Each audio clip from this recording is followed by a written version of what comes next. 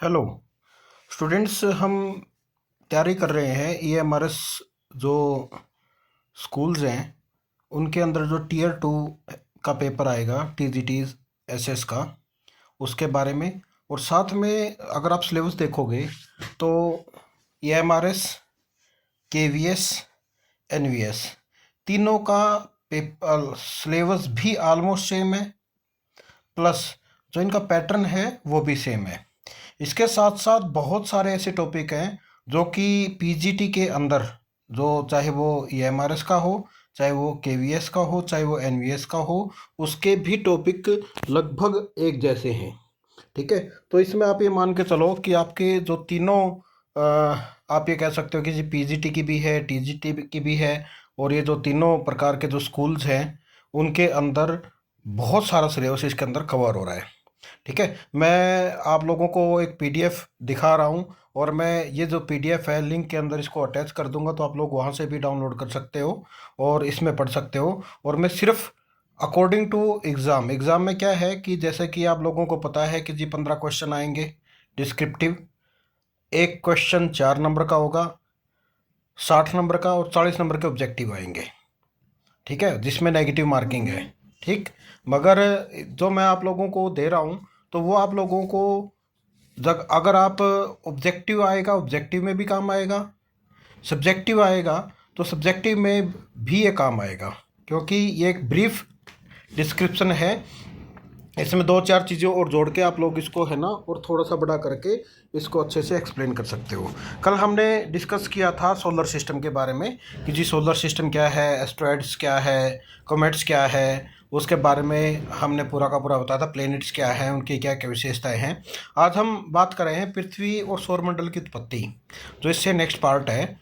जो सौरमंडल की उत्पत्ति है उसके लिए बहुत सारी अवधारणाएं हैं। अवधारणाएं कैसे हैं कि एक तो है ग्रह, प्रारंभिक रूप में जितने भी थे वो गर्म होने वाली सामग्री से बने हुए थे, मतलब वो सारे के सारे क्या थे, गर्म थे।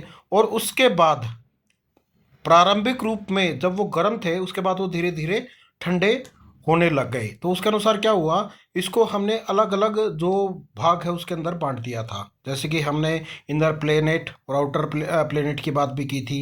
इनर प्लेनेट जिसके अंदर आपका चट्टानें पाई जाती हैं, और आउटर प्लेनेट जिसके अंदर गैसियस फॉर्म होते हैं, जिसको हम जायंट भी बोलते हैं, वो सारे के सारे आते हैं। ठीक है, वैज्ञानिक अवधारणाओं के अनुसार जितने भी पिंड हैं उनकी संख्याओं के आधार पर इनको एक समूहीकरण किया गया है।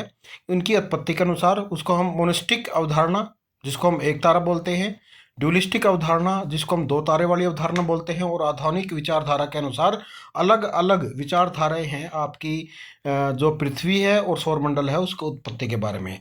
जो मोनिस्टिक अवधारणा है उसके अंदर वो सुझाव आते हैं जिसमें एक ही तारे के जो क्रमिक विकास होता है उसके माध्यम से उत्पन्न हुआ है। जैसे कि कांट और लाप्लेस है, इन्होंने अपने विस्तार जो विचार है वो प्रस्तुत किए हैं। कांट की जो गैसियस हाइपोथेसिस है या गैसीय परिकल्पना है जो 1755 में प्रस्तावित किया था, उसमें वो क्या कहता है कि एक आदिम ठंडी गतिहीन सामग्री में गुरुत्वाकर्षण टकराव के उष्मा और घूर्णन उत्पन्न किया, जिससे एक विशाल गर्म निहारिका बनी जो अंततः छल्ले फेंककर ग्रहों और उपग्रहों का निर्माण किया। लेकिन यह गति के नियम के असंगत होने के कारण बाद में अस्वीकृत कर दी गई। मतलब एक सिंपल सी चीज़ है, एक बड़ा गैस का वो गोला होता था, मतलब वो घूमता रहा, घूमते घूमते क्या हुआ, उसके अंदर से छल्ले टूट के दूर दूर हो गए, और वो छल्ले जो टूट के दूर हुए वही ग्रह और उपग्रह बन गए थे।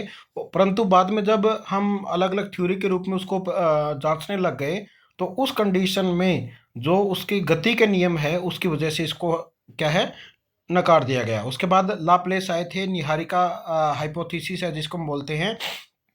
1796 के अंदर कांट की जो संशोधित संस्करण है उन्होंने एक सुझाव क्या दिया था, एक विशाल गर्म और घूमती हुई निहारिका ठंडी हुई, उसके बाद वो सिकुड़ी, और घूर्णन वेग बढ़ने तक जो आपका केंद्र प्रसारी बल है उससे छल्ले अलग हो गए और संघनित होकर ग्रह बन गए। मतलब जैसे जैसे वो घूमते रही, घूमते घूमते क्या हुआ, उसके अंदर से टुकड़े टूटे, और टुकड़े टूटने के बाद वह उसके चारों तरफ घूमने लग गए, जिसकी वजह से आपके जो ग्रह बने हैं। जबकि शेष द्रव्यमान सूर्य बन गए, जो बाकी बच गया निहारिका है, निहारिका में से टुकड़े टूटे, ग्रह बन गए, उपग्रह बन गए, और जो उस निहारिका का बचा हुआ पार्ट है वह आपका बाद में सूर्य बन गया। उसके बाद है ड्यूलिस्टिक अवधारणा दोहरी, जिसको हम बोलते हैं ड्यूलिस्टिक अवधारणा, जिसको हम बाइनरी हाइपोथेसिस भी बोलते हैं। वो क्या कहती है कि जो सौरमंडल है उसका जो निर्माण है वह दो तारों से उत्पन्न हुआ है, जिसमें जेम्स जीन्स, चैम्बरलिन और मोल्टन और रसेल की जो हाइपोथेसिस है वो शामिल की जाती है। चैम्बरलिन और मोल्टन की जो प्लेनेट सिमल परिकल्पना है वो क्या सुझाव देती है कि एक साथी तारा प्रोटो सूर्य के निकट आया, ठंडा ठोस कणों को बाहर निकाला, जो सूर्य के चारों ओर घूमते हुए धीरे धीरे संचित होकर ग्रह बन गए। मतलब एक सिंपल सी चीज, एक साथी तारा प्रोटो आया, सूर्य के निकट आया, उसके अंदर से ठोस प्लेनेट सिमल, जिसको हम बोलते हैं ठोस कण, बाहर की तरफ आए और सूर्य के चारों तरफ धीरे धीरे घूमना प्रारंभ कर गए। इसको हम बोलते हैं चैम्बरलिन और मोल्टन प्लेनेट सिमल परिकल्पना। जेम्स जीन्स और जेफरी की जो है आपकी टाइडल हाइपोथेसिस ने क्या प्रस्तावित किया था कि एक घुसपैठिया तारा गैसीय सूर्य के निकट से गुजरा, जिसमें सिगार आकार का फिलामेंट सामग्री बाहर निकलती है, जो संघनित होकर ग्रह बन गई। मतलब क्या हुआ, जैसे सिगार के अंदर से आपको राख निकलती है, तो वैसे वैसे क्या हुआ, जब तारा सूर्य के निकट आया तो उसके अंदर से ऐसे ठोस पार्ट बाहर निकले जो सौर मंडल के केंद्र में बड़े ग्रहों के अवलोकन का समर्थन करती है। और वो ये चीज़ क्या कहती है कि जी सौर मंडल के जो नज़दीक हैं या मध्य में है जितने भी ग्रह हैं वो काफ़ी बड़े बड़े हैं, और उस चीज़ का वो समर्थन करती है। ये आपकी जेम्स जीन्स की ज्वारीय विचारधारा। ठीक है, उसके बाद आती है इसकी आलोचना, ज्वारीय परिकल्पना की। ज्वारीय परिकल्पना है, उसकी आलोचक क्या तर्क देते हैं कि तारों के बीच की जो अत्यधिक दूरी है निकट पहुंच को असंभव बनाती है, और सूर्य से निकली गई सामग्री की मात्रा ग्रहों के निर्माण के लिए अपर्याप्त होगी। मतलब जो इसकी आप ये कह सकते हो ज्वारीय परिकल्पना की आलोचना ये क्या कहती है, जो तारों के बीच की जो अधिकतम दूरी है वह नहीं हो सकती। दूसरा, सूर्य से जितने भी सामग्री निकली है वह ग्रहों के निर्माण में अपर्याप्त होगी। दूसरा, रसेल की जो बाइनरी स्टार कल्पना है उसने क्या सुझाव दिया, सूर्य उसके चारों ओर घूमता तारा और एक आने वाला तारा के गुरुत्वाकर्षण बल के कारण जितने भी साथी तारे हैं उनसे सामग्री निकली जो ग्रह बन गई, और जो साथी तारे हैं वो विपरीत दिशा में घूमने लगे।